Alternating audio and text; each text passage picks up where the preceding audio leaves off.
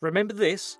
The Skoda Yeti was a quirkily designed SUV with a cleverly versatile interior and plenty of personality. It didn't sell in big numbers, partly because of that unusual styling we suspect, but also because it existed at a time when many Australians could still recall the 1980s, when Skoda was interchangeable with Lada as the butt of 1,000 car jokes. Compact SUV manufacturers should take this seriously though. This is the Karoq, and not only is it related to the excellent Volkswagen Tiguan, but it's also a smaller sibling to the impressive 7-seater Kodiaq SUV. Cheaper too.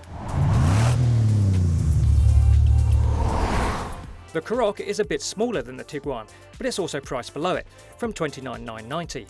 The Karoq styling, a mini-me version of the sharply handsome Kodiaq, is a relatively safe approach compared to the playful design of its predecessor, though it does carry across one of the great features of the Yeti.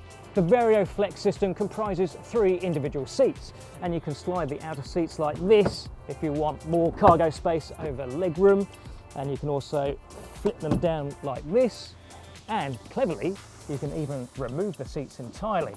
Lift up like this, 2 little latches down like that, and it's quite heavy. And as a 2-seater, it turns the Karoq essentially into a small van. Now, that already differentiates the Karoq's interior from the Tiguan's, but there are also some other little tricks that prove the Czech brand brings more innovation than its parent company. You might call them Skodaisms. There are tablet and smartphone holders attached to front headrests, a removable waste bin in the driver's door pocket, though the plastic bag literally looks rubbish.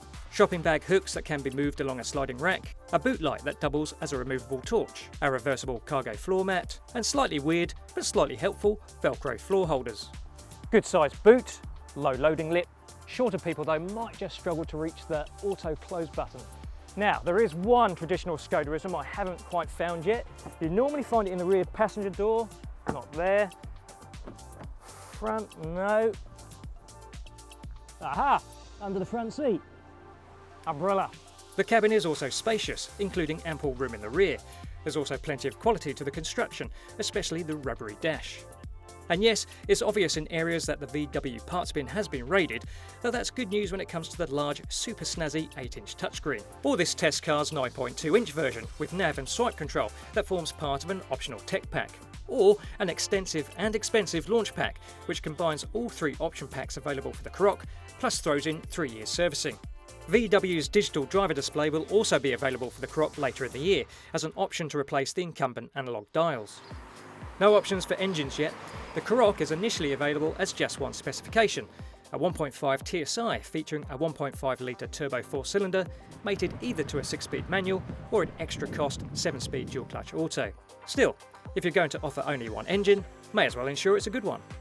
This is a very smooth and very quiet engine, and it's mated to a slick 7-speed auto, which isn't as frustratingly hesitant around town as DSGs of old.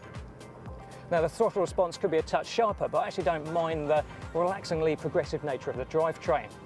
And there is an optional sport mode, which comes on this test car's launch pack, and that makes the car a little bit more alert, but it is a bit jerky around town. It's best for country roads at higher speeds. Performance isn't especially quick, but it is sufficient, 0 to 100 in 8.4 seconds, and that is quicker than the equivalent Tiguan, the 110 TSI. If you decide to change gears yourself and rev the engine out,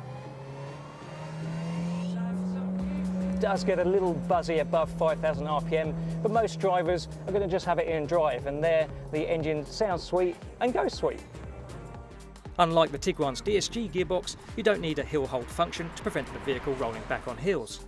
Like the VW, you can save more than £2,000 if you don't mind changing gears yourself with a 6-speed manual. For more power or all-wheel drive, the Karoq range is expected to be expanded, though not until 2019. Whether these would improve the Karoq experience is debatable, as in 1.5 TSI form, there's more to like than just its engine.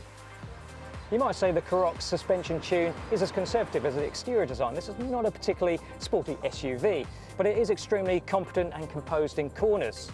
And for a family SUV, it's probably more important that it rides well, and in this respect, the Karoq is superb, soft, compliant, yet controlled. And we're even on the larger, optional 18-inch wheels. The steering is terrific as well. It's delicate, it's smooth, it just feels utterly natural for guiding the Karoq's front end from left to right. Good vision all round too, expansive side mirrors.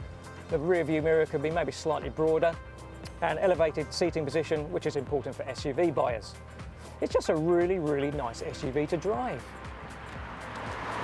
The Karoq isn't loaded with the same amount of charisma as the Yeti, yet it does still have some charm, and it's still got a fabulously flexible interior. And it should leave a bigger footprint on the sales charts, because this Skoda is simply one of the best compact SUVs around.